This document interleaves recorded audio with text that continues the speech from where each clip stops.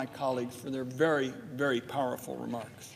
The senior senator from Oregon. Madam President, the Senate this afternoon is going to vote on the nomination of Mr. Danny Werfel to serve as the next Commissioner of the Internal Revenue Service. I want to say that I believe Mr. Werfel is superbly qualified. He is a good government nominee, and I urge my colleagues strongly to support him. Mr. Werfel, and this is true of his professional life and at his hearing, has made it clear that he's going to make sure that the IRS does its job consistent with the law, and that transparency will be a top priority for his service. He's focused on building trust. And this means a lot because Mr. Werfel's done that at the IRS before. He stepped up when President Obama asked him to serve as acting commissioner during a very challenging time a decade ago. Now, the issues were different then. Danny Werfel came in after the public learned that the IRS had used some very sloppy methods of monitoring the political activities of tax-exempt groups. In the Finance Committee,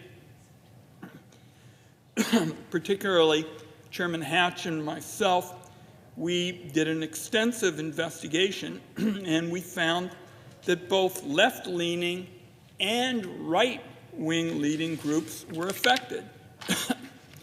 While Mr. Werfel served in that acting role, he worked effectively with both sides of the Finance Committee.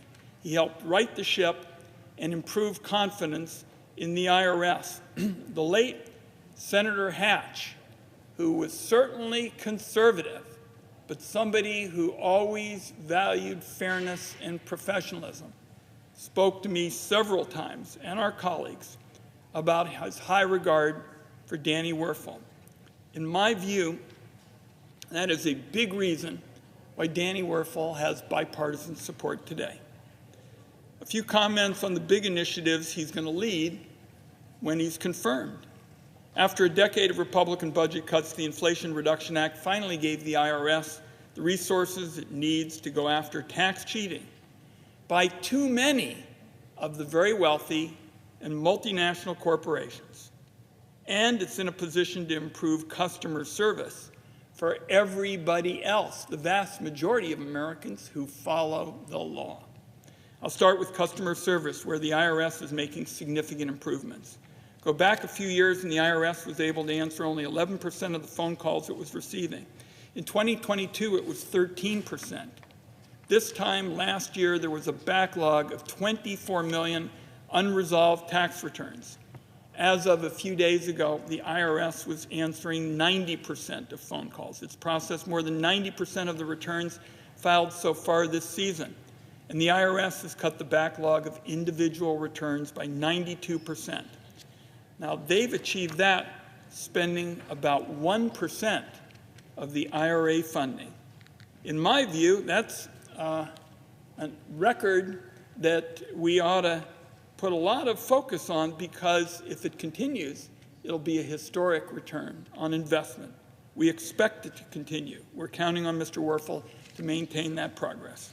The long-term initiative is also stepping up the fight against, unfortunately, the fact is there are too many of those wealthy tax cheats and scofflaw corporations who rip off American taxpayers too easily today. And the Republican budget cuts over the years resulted in a double standard in tax enforcement. The IRS's ability to go after sophisticated, wealthy tax cheats, and they're employing armies of lawyers and accountants, was severely limited for years. The burden of tax audits shifted far too heavily onto working people in the middle class. And the reason that that was the case, Madam President, is for working people in Wisconsin and Oregon, nurses and firefighters and teachers. The government has most of the information about their life, so it's fairly straightforward if there is something to question there. The wealthy tax cheats use their accountants and the lawyers to pay taxes very differently. Billionaires can, to a great extent, pay little or nothing for years on end because they structure their affairs not to have an annual income. So, Democrats have made clear from the very beginning that this isn't about increasing audits of people with incomes under $400,000. In fact, we wrote that limitation into the Inflation Reduction Act. Republicans struck the language from the bill during the debate. Nevertheless, Secretary Yellen has ensured that the Congress and everyone concerned know that Treasury will stand by that commitment. The plan laying out how the IRA funding will be used is in the works. And I want to be clear this afternoon, Madam President, because I've been asked about this. Colleagues on the Finance Committee of both political parties are insisting that we get that report on how the funds are going to be used, that we get it soon. And frankly, that's one of the reasons to support Danny Werfel this afternoon, because he's experienced in this field. He stepped in for President Obama. And we're convinced that he is going to follow that directive to focus on getting us the plan and ensure that the focus is on better service and on wealthy tax cheats and multinational corporations paying their fair share. And I think he's going to handle his position in a way that's transparent. He made it clear he would be open to talking to senators on both sides of the aisle and that he would strongly favor protections for confidentiality of taxpayer data. That is the kind of good government approach that both sides of the aisle should support. So, this is a highly qualified, highly experienced nominee. He's the right choice to lead the IRS. He's earned bipartisan support. A number of our colleagues, both in the committee and here on the floor on both sides of the aisle, support him. I would just urge my colleagues this afternoon, I think we'll vote in a couple of hours, to strongly support his nomination. Madam President, on another matter, I would ask unanimous consent that the following members of my team be granted floor privileges for the remainder of the Congress: Marta Silva, Sophie Song, Robert Walsh, Jacob Medvitz, and Veronique Bourassa. Without objection. Madam President, I want to rise today on behalf of all the people that I have the honor to represent to honor the late Bill Schonely, the Portland Trail Blazers radio voice for the better part of 3 decades, and his late wife, Dottie. Bill passed in January, leaving a timeless legacy for all of us Blazer fans in Rip City, the name that Bill coined for my hometown. Dottie passed last month, leaving her own legacy as an accomplished woman who radiated smarts and kindness to everybody she met in Oregon.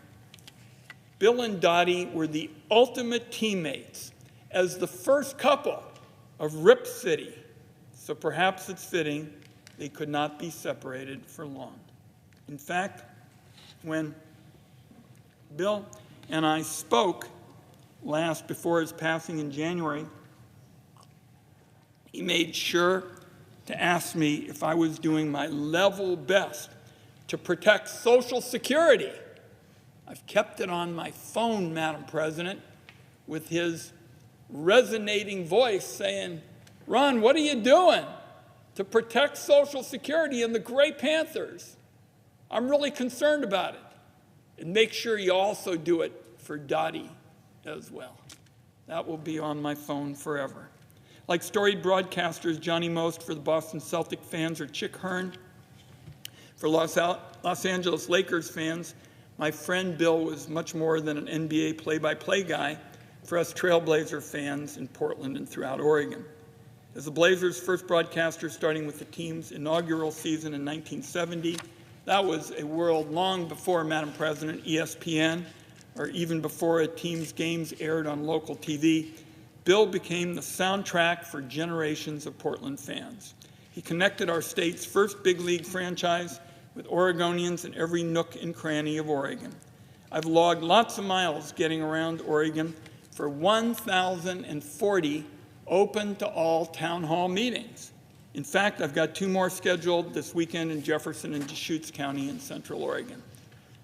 but I bet Bill covered just as many miles as the Blazers ambassador to every part of Oregon. I can't tell you how many times I'd show up at a radio station in a small Oregon town. I know there are lots of those kinds of towns in Wisconsin. And I'd see a photo of Bill there from back in the day when he was on a local golf course or some local community function. And any elected official in Oregon will tell you how fortunate we were that Bill Schonely never ran against any of us. In addition to coining the phrase Rip City that's forever tied with my hometown, Bill had an expansive basketball lexicon in his unofficial role as a professor of basketball English for Blazer fans. Unlike me, he had a baritone voice, and he taught all of us how rebounders climb the golden ladder and how point guards dribbled lickety-brindle up the middle. And as a former player myself, I always nodded my head in agreement whenever Bill would intone, pausing theatrically with each word, "You've got to make your free throws." So as Rip City prepares to say goodbye to Bill and Dottie at a public memorial service in Portland I'll be at on Monday, the 13th, I'll close with this. Oregon is said to have 7 wonders, including Mount Hood and Crater Lake. In my scorebook and the scorebooks of Blazer fans, the Shawns and Dottie are our state's 8th wonder. So today, on behalf of all Oregonians, I extend my condolences to all of Dottie's and Bill's loved ones. I'll always remember both with a smile and be forever grateful that they leave so many wonderful memories as part of their unforgettable legacy for our community. On behalf of all Oregonians, today I close by simply saying, thank you, Bill and Dottie Schonely. I yield the floor.